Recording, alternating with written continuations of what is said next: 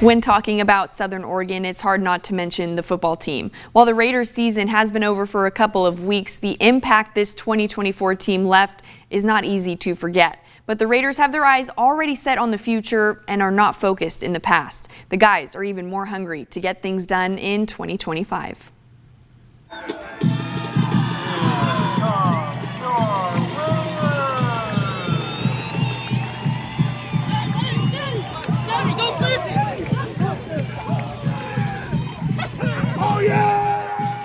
The Southern Oregon football team is coming off an incredible 2024 season. The Raiders posted an overall record of 8-3 and earned national recognition for both offensive and defensive excellence. But the Raiders missed an NAIA championship appearance for the first time since 2017 by just one game. We had set out goals to achieve at the beginning of the year, and when you don't achieve those goals, I mean, the obvious knee-jerk reaction is going to be a disappointment. We had a good enough football team to still be playing, to move on to the playoffs. Despite the heartbreaking loss to College of Idaho, the SOU football program put the nation on notice this season.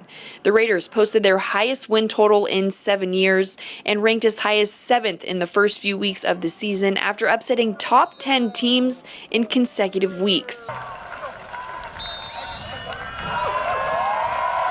And that's the final play.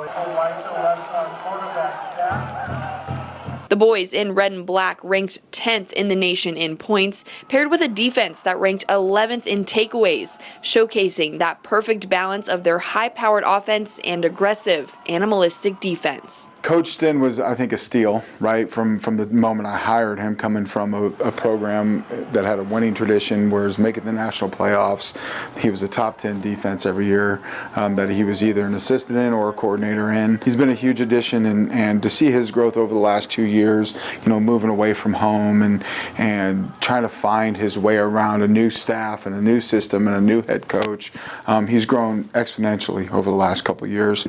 Coach Curry's first year as an offensive coordinator, I think he did an amazing job. Highly organized, highly efficient. I think, having seen the growth we had this year offensively is a lot due to him. Coach Curry's job was made a little easier with Gunnar Yates on the roster.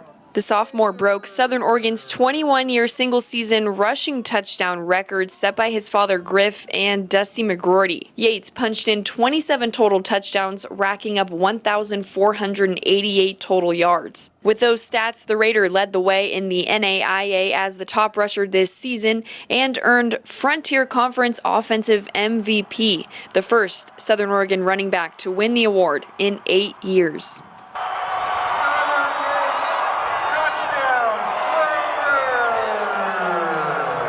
He's already special, and now he's still got 2 more years to improve upon what is already a pretty dynamic athlete. I look forward to him having the full off season where he's not worried about rehab of his wrist or worrying about his hips or this or that.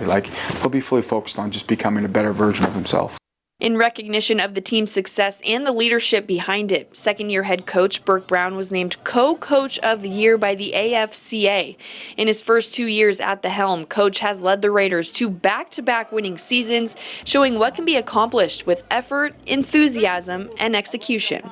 It's a humbling award to win. I think it's a culmination of our players and my assistants and everyone involved with the program. The award goes behind my name, but it's a program award because if our kids don't play hard on the field and they don't execute on the field, I don't receive any award. The narrow postseason miss for this 2024 team stings, but also serves as motivation for the future. The team showed they can compete with the best of the best, and now we know how close the Raiders are to reaching their ultimate goal. Let the off-season grind begin. We have a group of guys that is really hungry and a little bit pissed off is pretty exciting.